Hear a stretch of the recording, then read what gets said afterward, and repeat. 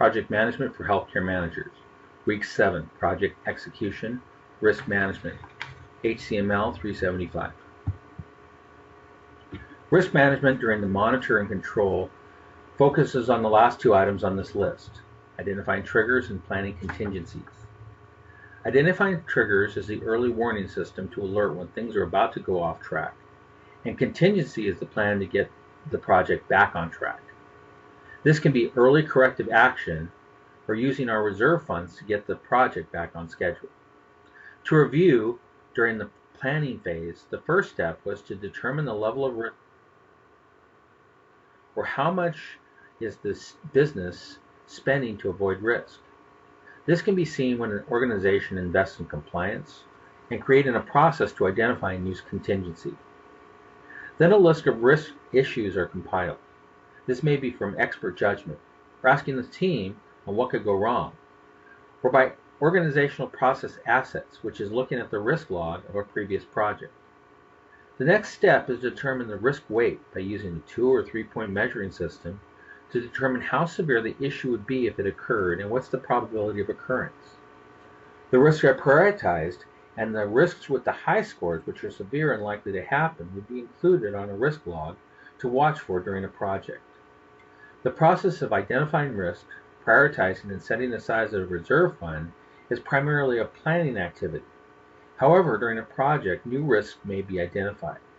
During the execution control, any new risk would have a risk weight calculated, and if above the risk threshold, the trigger for this risk would be added to the risk log. While a project is executing, the monitor part of risk management relies on the identification of trigger events and the detection of when it happens. For example, when camping, there's always a risk of rain. Having a way to predict it if it's going to rain is part of the detection system. If it rains and our gear is unprotected, we will get wet and not have a good time.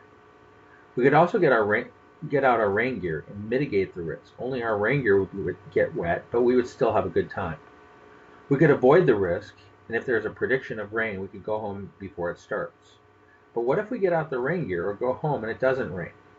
A good process to use trigger is plan, do, check, act, or adjust cycle.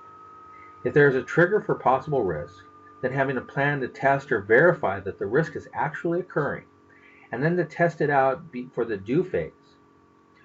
If the risk is becoming a reality when you check, then act or adjust using the contingency if needed. The plan should also give the frequency of when to check. Should the risk be reviewed weekly, daily, or hourly? This is a good approach when planning the contingency. When things do not go as expected and the risks are realized, you have some options to get back on track. If you have an early detection system in place and the risk is identified early, some adjustments can be made to get back on track. I've seen projects where extra effort by the project team is enough to get the project back on track. The project manager may need to spend some money by buying extra parts or adding some resources to stay on schedule. The details of the extra parts or labor can be specifically identified in the risk register. Contingency may be based on a percentage of the total project budget.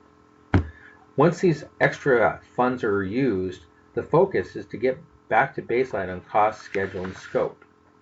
In some cases, contingency planning is not enough and baseline needs to be reset through change management. This would be an improved change request to the sponsor for more money, more time, or both. For risk management, we are setting up an early warning system for things that can go wrong, things that can turn from potential risk into real issues that cause our project to cost more money or get delayed.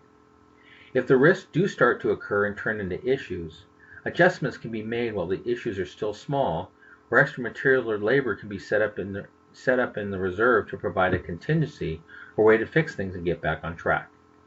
The PDCA, or Plan, Do, Check, Act, can be used during the detection process. It can also be used to make sure issues were resolved and the risk truly mitigated or avoided. If the risk cannot be mitigated or avoided, the change control process is used to approve new baseline.